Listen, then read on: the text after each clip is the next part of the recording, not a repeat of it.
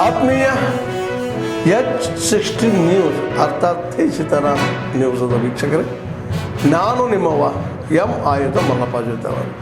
ತಾವು ಈಗ ಸುದ್ದಿಗಳ ಲೋಕಕ್ಕೆ ಎಂಟ್ರಿ ಹೊಡಿತಾ ಇದ್ದೀರಿ.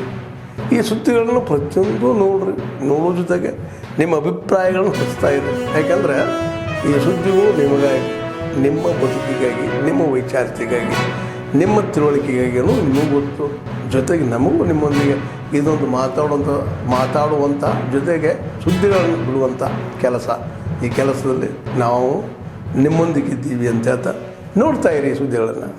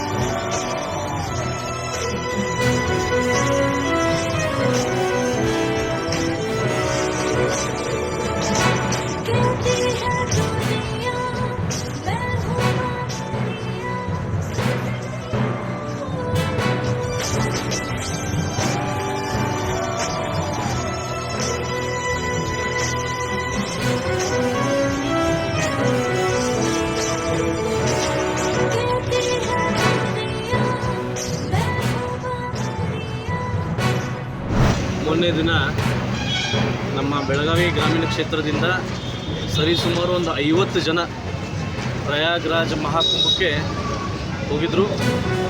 ಅದರಲ್ಲಿ ಒಂದು ಗಾಡಿ ಟ್ರಕ್ಕಿಗೆ ಹೊಡೆದು ಆಕ್ಸಿಡೆಂಟ್ ಆಗಿ 4 ಜನ ಹೆಣ್ಮಕ್ಳು ತೀರ್ಕೊಂಡಿದ್ದಾರೆ ಮತ್ತು ಉಳಿದಂಥ 16 ಜನಕ್ಕೆ ಸ್ವಲ್ಪ ಗಾಯಗಳಾಗಿದೆ.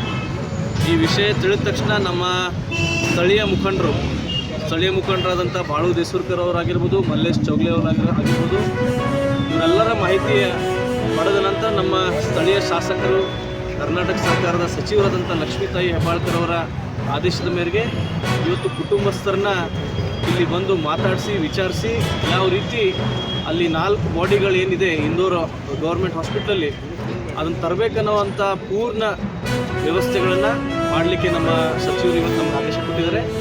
ಅದೇ ರೀತಿ ಕುಟುಂಬಸ್ಥರ ಜೊತೆ ಚರ್ಚೆ ಮಾಡಿ ಇಲ್ಲಿಯ ಸ್ಥಳೀಯ ನಮ್ಮ DC ಗಳಾದಂಥ ರೋಷನ್ ಜಿ ಅವ್ರ ಜೊತೆ ಚರ್ಚೆ ಮಾಡಿ ಅಲ್ಲಿ ಇಂದೋರ್ DC ಅವ್ರ ಜೊತೆ ಅದನ್ನು ಕೋಆರ್ಡಿನೇಷನ್ ಮಾಡಿ 4 ಬಾಡಿಗಳನ್ನು ತ್ವರಿತವಾಗಿ ಬೆಳಗಾವಿಗೆ ತರಬೇಕು ಅನ್ನೋ ಒಂದು ಪ್ರಯತ್ನದಲ್ಲಿ ನಾವು ಪಡ್ತಾ ಇದ್ದೀವಿ.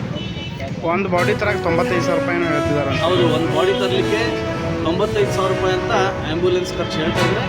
ಲಕ್ಷ್ಮೀತಾಯಿ ಫೌಂಡೇಶನ್ ವತಿಯಿಂದ ನಮಗೆ ಎಷ್ಟು ಆಗುತ್ತೋ ಅಷ್ಟು ಸಹಾಯ ಮಾಡಿ ಪ್ರತಿಯೊಂದು ಕುಟುಂಬಕ್ಕೆ ಇವತ್ತು ನೆರವಾಗ್ತೀವಿ ಅಂತ ಹೇಳಿಕ್ಕೆ ಆತ್ಮೀಯರೇ, ಎಲ್ಲ ಸುದ್ದಿಗಳನ್ನು ನೋಡಿದ್ರಲ್ಲ, ಏನು ಅನಿಸ್ತು ನಿಮಗೆ? ಇದರಲ್ಲೇ ನಿಮಗೆ ಲೈಕ್ ಆಗಿರ್ಬೋದು, ಡಿಸ್ಲೈಕು ಆಗಿರ್ಬೋದು, ಕಾಮೆಂಟ್ ಬೇಡಪ್ಪ ಅಂತ ಅನಿಸಿರ್ಬೋದು, ಕಾಮೆಂಟ್ ಮಾಡಬೇಕಪ್ಪ ಅನಿಸ್ಬೋದು, ಶೇರ್ ಮಾಡಬಾರ್ದಪ್ಪ ಅನಿಸಿರ್ಬೋದು, ಅದು ಮಾಡಬೇಕು ಅನಿಸಿರ್ಬೋದು. ಏನಾದರೂ ಆಗಲಿ ಶೇರ್ ಮಾಡ್ತಾಯಿರಿ, ಈ ನ್ಯೂಸ್ಗಳನ್ನ ಹಂಚ್ತಾ ಇರಿ, ಜೊತೆಗೆ ಇದಕ್ಕೆ ಸಬ್ಸ್ಕ್ರೈಬ್ ಆಗ್ತಾಯಿರಿ ಅಂತ ಹೇಳ್ತಾ H16 ನ್ಯೂಸ್ ಅರ್ಥಾತ್ ಸೀತಾರಾಮ್, ಇದು ಸತ್ಯದ ಕೈಗಳಲ್ಲಿ ವಂದನೆಗಳು.